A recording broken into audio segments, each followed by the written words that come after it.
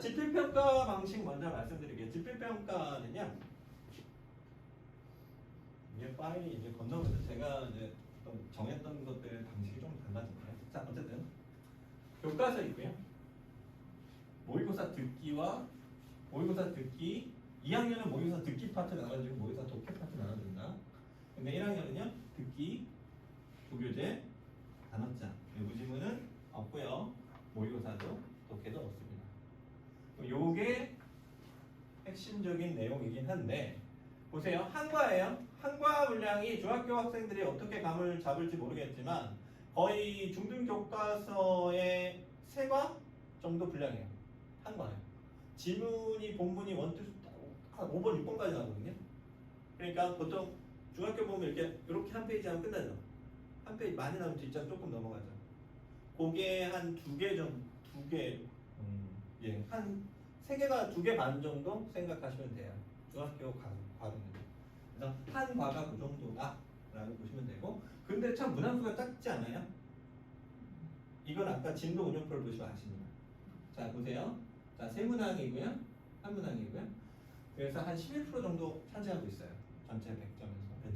그 다음에 듣기도 17문항 있어요. 듣기 되게 8문항 있어요.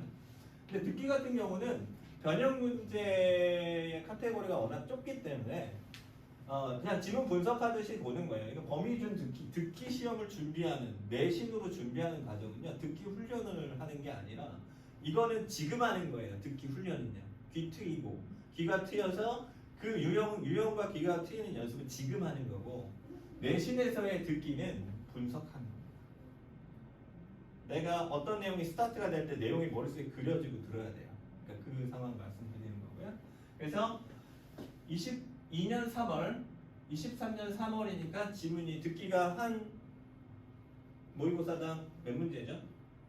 17문제예요. 네. 17문제니까 34개 지문을 봐야 되는 상황입니다. 이해됐죠? 근데 독해에 비하면 편하죠. 그래서 상당히 지문 분석하기, 내용 이해하는 건 어렵지 않습니다. 거의 다 맞는 유형이고요. 자, 문제는 어디 있냐면 단어장. 단어장 같은 경우도 마찬가지로 일과 시가, 능률복화, 어휘집 사용하고 어휘 문제. 보통 뭐 동의어, 반의어, 문장 내 들어갈 어휘 이 정도로 교재에 나오는 예문들이 많이 나오고 그렇지 않은 문제들도 간혹 있어요. 교재에 나오지 않은 예문을 가지고 문제 낼 때가 간혹 있습니다. 그건 이제 실질적으로 이제 본인이 해석하는 독해력, 구문 이해하는 능력 여기에 조금 좌우가 돼요. 예상은 가능합니다. 자, 문제는 여기입니다. 자, 문제는 부교재예요. 자, 이게 부교재가 이제 더 상승 구문편이라는 능력교재인데요. 1, 2, 5가 시험을 봐요. 1, 2, 5가의 구문 정리, 뭐 주어 찾기 여기 같이 따는데요. 주어 찾기, 그 다음 영문 기본 구조죠. 그러니까 여기에서 해당하는 내용 문제들을 보게 되는데 문항수가 총 18문제, 배점은 60점이죠. 그렇죠? 지필 파트에서 상당히 중요하죠. 그렇죠? 그래서 이 부분을 이제 저희가 다루게 되고, 근데 지금 현재 저희가 다루고 있는 이게 지금 선일여고의 부교재 목차예요. 목차가 이렇게 나가게 되고 이거에 대한 진도 실러버스는 선생님들이 따로 짜십니다. 그게 진도 운영표예요. 그래서 이렇게 진도가 나가신 1, 2, 5가를 중간고사 전에 나가시겠다라는 거예요. 그래서 그거에 나가게 되고 저희가 지금 현재 하고 있는 구문독해집의 진도표입니다. 똑같죠? 형식, 주어, 목적어, 주어찾기 이렇게 나가요. 순서대로. 그러니까 어법 판단을 하는 거거든요. 그러니까 뭐 이건 지금 말씀드릴 건 아니지만 보통 독해하고 구문독해에 대한 이해 부분을 좀 먼저 말씀드려야 돼요. 독해는 뭐죠? 글 쓴 걸 이해하는 거죠. 그러니까 읽고 이해하는 거예요. 얘가 무슨 말을 하고 있지? 이걸 보는 건데 구문독해는 달라요. 구문독해는 올바르게 문장을 보는 거예요. 그러니까 문법 내에서 문장 내에서 판단하는 거예요. 자리를. 이 자리. 이게 어법이거든요. 문장 내에서 판단하는 경우가 어법이고 문법은 그냥 언어 규칙이고 언어 규칙을 안 상태에서 문장 내에서 이게 이 자리가 맞아? 이 위치가 맞아? 이게 보는 게 어법이에요. 그래서 그걸 중심으로 봅니다. 그래서 뭐 요 과정들을 많이들 하신 친구들도 있고 몇 번, 이건 뭐야? 라고 생각하는 친구들도 있어요. 그러니까 안 한 친구들은 빨리 하셔야 됩니다. 그러니까 이 부분에 대한 것은, 그러니까 글을 독해할 때 이게 연관이 왜 되냐면 그냥 이거 같아요 라고 고르는 친구들이 정말 많아요. 그러니까 영어 학습을 워낙 일찍도 하셨고 이렇게 어떤 글의 센스가 또 더구나 있는 친구들 같은 경우는 그냥 얘기가 이렇게 가야 되는 거 아니야 라고 골라요. 이게 되게 좋죠. 되게 좋은 방법이에요. 하지만 시험 보기에는 안 되겠죠. 시험은 절대 그렇게 볼 수 없어요. 특히 내신들. 그렇기 때문에 확실하게 내가 정확한 올바른 해석 할 수 있는 수준을 만들어야 되고, 그러니까 제가 항상 강조하는 건 구문은 할 수 있어야 돼요. 해야 되는 거와 할 수 있는 건 다릅니다. 할 수 있어야 돼요. 내가 내신을 성적 받기 위해서 볼 수 있어야 되는 구조를 말씀드리는 겁니다. 그래서 저희가 지금 사용하고 있는 구문 교재의 진도와 동일하다라고 말씀드리고 싶고요. 그래서 집필 같은 경우는 내신 대비를 저희가 영어 대비집을 따로 만듭니다. 자체 교재로 만들고요. 그래서 이제 어법에 맞춰진 잘 안 보이네요. 어법에 맞춰진 그 문제 스타일로 구성이 돼서 회독수를 늘리는 데 상당히 집중하고 있어요. 회독수를 상당히 많이 줄 겁니다. 한 범위에 대해서 교과서면 교과서, 부교재면 부교재, 회독수의 2, 3회 정도가 진행될 예정이고요. 그래서 관리 같은 경우는 개별적으로 이렇게 학생별 일지가 있어요. 학생별 일지가 있어서 오늘 진도를 오늘 처음에 단어 했고 어디까지 했고 날짜 확인하고, 이 날짜 확인된 게 그래서 저희가 생각한 요게 지금 거의 얼마나 여기서부터 1번부터 10번까지 가는데 학생들이 보통 걸리는 게 일주일이에요. 이걸 일주일에 시켜요. 그러니까 시키고, 왜냐하면 내신은 좀 돌려야 되거든요. 그러니까 그 회독수를 좀 늘리는 쪽으로, 그러니까 다시 보는 거죠. 한 번 전원째 이게 한 과거든요. 한 과를 볼 때, 그리고 한 유닛을 볼 때의 내용입니다. 그러면 이 부분을 한 번은 내용으로만 봐요. 한 번은 문법으로만 봐요. 한 번은 서술로만 봐요. 이런 식으로 진행을 하게 됩니다. 자, 이렇게 해서 일지로서 내신 대비가 관리가 된다라는 거하고 학교 시험 조금 확인해 봤고요. 비중을 부교재에 두셔야 된다라고 보시면 되고요. 그 다음 수행평가 방식 같은 경우는 1학기 종합으로 나오게 되고요. 보세요. 계속 평가를 한다는 이 방식 자체가 영화에 대한 리뷰를 쓰래요. 그럼 영화 리뷰를 쓸 때 핵심 뭘까요? 첫 번째로 시작해야 될 게 뭐라고 생각하니? 불광중의 여학생아. 어떻게 생각하니? 첫 번째 해야 될 게 뭐라고 생각해요? 영화 리뷰 계획서 이런 수행평가를 하래요. 그럼 첫 번째 필요한 건 뭐냐? 영화를 선택을 해야겠죠? 자기가 좋아하는 영화? 자, 문제는 여기 있어요. 왜? 그 영화니? 이게 포인트예요. 왜 그 영화야? 그럼 자기가 뭐 이렇게 뭔가 거짓말을 하는 게 아니라 내가 어떤 이 선택한 이유에 대한 부분을 고찰해보고 생각해 보셔야 돼요. 좋아요. 제가 멋있어. 이게 아니라 이 영화를 선택한 내가 이 주제를 정한 이유. 그리고 더 멋진 거는 뭐냐면 지금 현재 사회 현상까지 알면 더 멋지죠. 제가 뉴스에서 뭘 봤고 이런 소재의 영화. 뭐 내전? 뭐 이렇게 보시면 되겠죠. 요즘에 우크라이나 러시아 전쟁으로 인해서 그런 영화에 대한 부분들, 영화의 전쟁의 참혹성 이런 부분에 있어서 어떤 전쟁 역사들이 있는지 살펴봤고 그러다 보게 된 영화 뭐 이런 식으로 가는 거죠. 그래서 리뷰를 선택을 해요. 리뷰를 일단 쓰고 한글로 쓰고 영어로 트랜스레이트하고 그 다음에 그거를 학교 선생님들이 봐주실 거예요. 저도 봅니다. 수행평가의 핵심은요. 뭐라고 생각해요? 선임여준 학생아? 어떻게 생각해요? 수행평가의 핵심은 뭐예요? 모든 수행평가, 영어뿐만 아니라 기한입니다. 날짜를 맞추시는 거예요. 그래서 그 날짜를 맞추셔야 되고 그 날짜를 기준으로 선생님이 언제까지 갖고 오래, 중간고사 언제까지 갖고 오래? 그럼 제가 그 전에 커트를 합니다.